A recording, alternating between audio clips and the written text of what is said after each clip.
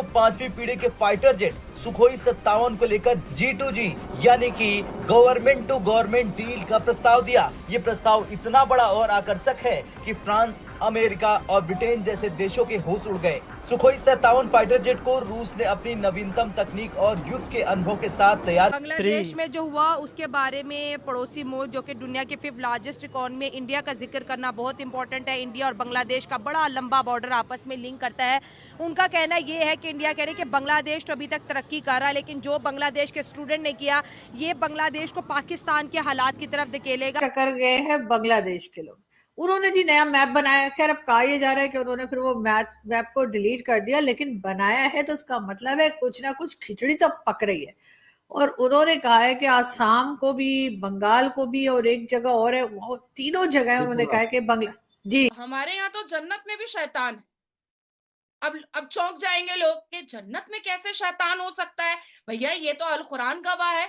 बांग्लादेश के अंदर भी गुर्बत आएगी, अनरेस्ट आएगा, जिस तरह इंडस्ट्रीज बंद होगी। पाकिस्तान भी यही करने की कोशिश करे, लेकिन इंडिया एक अलग सोचता है। इंडिया अपनी इकोनॉमी के ऊपर फोकस करे, इंडिया अपने डिफेंस के ऊपर फोकस करे, इंडिया अपने यूथ को जो है एंटरप्रेन्योरशिप की तरफ लेके आ रहा है। तो सर इंडिया और पाकिस्तान की सोच में इतना फर्क क्यों है? अब्दुल्ला नाम के एक आदमी ने और अल अतीफ नाम के एक आदमी ने वहां पर जो जुब्बा पहनता है, जो साफा पहनता है, उसने रामायणा और महाभारता का ट्रांसलेशन किया है और उसने उसको पब्लिश किया है।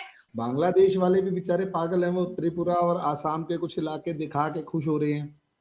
उसको भी कुछ नहीं है, वो हरा हरा पेंट कर रखा है। बाउंड्री तो फिर भी नहीं बना रखी, लेकिन पेंट कर रखा है। हम कह रहे हैं भाई तुम भी आ जाओ, तुम भी कन्याकुमारी ले लो। यहाँ तक कि खालिस्तानियों से एक बार मेरी बहस हो रही थी। पन्नू का ही कोई चमचा था, उससे बहस हो रही थी। वो कहता जी हम यहाँ तक लेंगे, वहां तक लेंगे।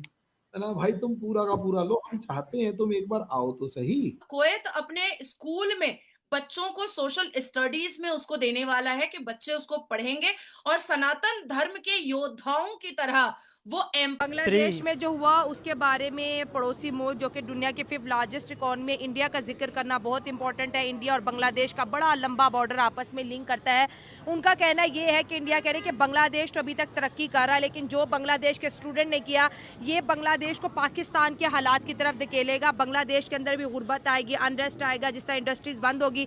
पाकिस्तान भी यही करने की कोशिश करे, लेकिन इंडिया एक अलग सोचता है। इंडिया अपनी इकोनॉमी के ऊपर फोकस करे, इंडिया अपने डिफेंस के ऊपर फोकस करे, इंडिया अपने यूथ को जो है एंटरप्रेन्योरशिप की तरफ लेके आ रहा है। तो सर इंडिया और पाकिस्तान की सोच में इतना फर्क क्यों है? ये पाकिस्तान और इंडिया का मतलब कंपैरिजन करना ही एक वैसी बेवकूफ़ी होती है। मैं अगर कहूँ इंडिया में आप देखें तो वहाँ पे एक भी मिलिट्री को जो है वो नहीं आई, मतलब मिलिट्री डिक्टेटरशिप नहीं है। पाकिस्तान में डायरेक्टली मोर देन 34 ईयर्स जो है वो मिलिट्री डिक्टेटर ने टाइम गुजारा है।